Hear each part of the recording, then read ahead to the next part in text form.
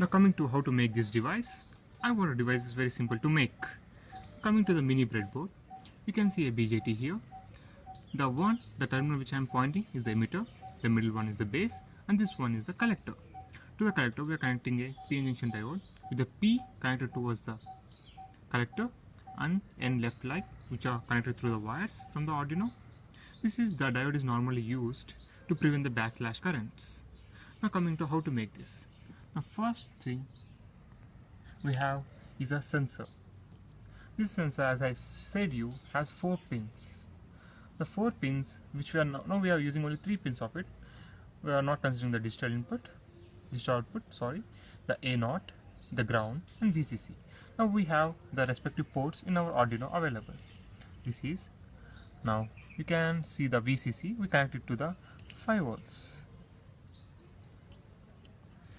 And this one is the analog pin. We have A0 analog, and here it is showing it is ground. We have the ground port 2 available in our microcontroller, and we connect it to this. This is the part which takes towards the sensor. This circuitry is finished.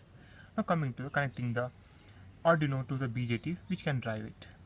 Now the V input which is required to drive the motor is we have here V1N. It is the 12 volts power supply which is used to drive our motor, which normal volts are 6 volts, and we are giving it here. It's completed part. Now we need to ground our BJT, and we have the another ground port available, and we are connecting to it. That's it. Now coming to the motor, how to connect this. Now we will take one end of the motor. No need however it turns. If there is we connect it reverse, the motor will turn into anti-clockwise. Now we connect one thing to this diode end where the V in is present. We are connecting the same thing to it to get its power, and another terminal to the base of the transistor. Now while we are connecting to the base, whenever there is an analog input coming to it, the base switches on or switches off. When it switches on, now we are going to connect one end of the motor to the collector terminal. And we know in microcontroller the transmitter pin does all work for us. The transmitter to the base of the BJT transistor. And the concept behind this is, whenever the humidity sensor, according to the program which will be shown in the next part, whenever it goes, it just opens it connects the E to C. The C terminal which we are connected means it connects the motor towards the ground. Means when it connects to the ground, the motor runs. Now let's check whether our circuit works or not. Now we are powering our microcontroller through USB-A. We are connected it to my MacBook. Now coming to how it works. See, now we are connected our humidity sensor, means in water means it has some humidity. Likewise we plant this in our plant soil. So now the motor is not running. It's not pumping any water. It's off. Now when I remove this, you can see the motor, the sound, you can feel it, you can hear it, the sound, it's running. Now when I put it back, it's off. Means whenever the plant is watered, we have programmed it, it switches off. Whenever it reaches a particular percentage of water in the soil, it switches off like this. Yes, our circuit is working. That's it. Success. Now coming to the program which we need to put it into our microcontroller.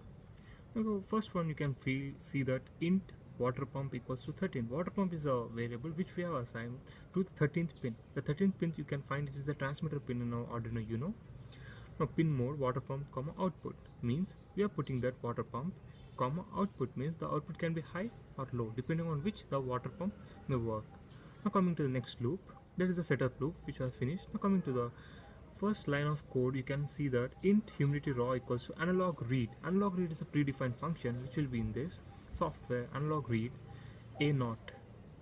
A0 means we are connected our pin to the A0 terminal of our microcontroller. Therefore we are given it read it from A0.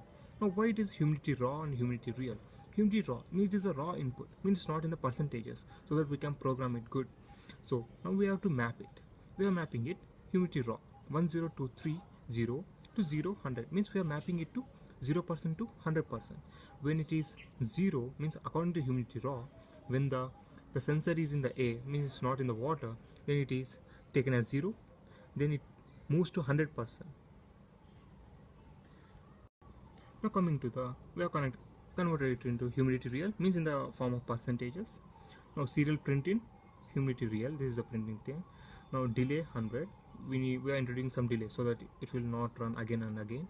Now if humidity, now comes the if loop. If humidity real is less than 50%, when the moisture in the plant drops below 50%, then it writes digital write water pump comma high, means it makes the water pump terminal high, means the transmitter terminal from 13, it goes towards the base of the BJT transistor which we have used, and it opens E to C. If a water pump is connected to the ground and water pump is open and pumps the water and it waters our plants. Now otherwise it is low, means the water pump doesn't pump our water.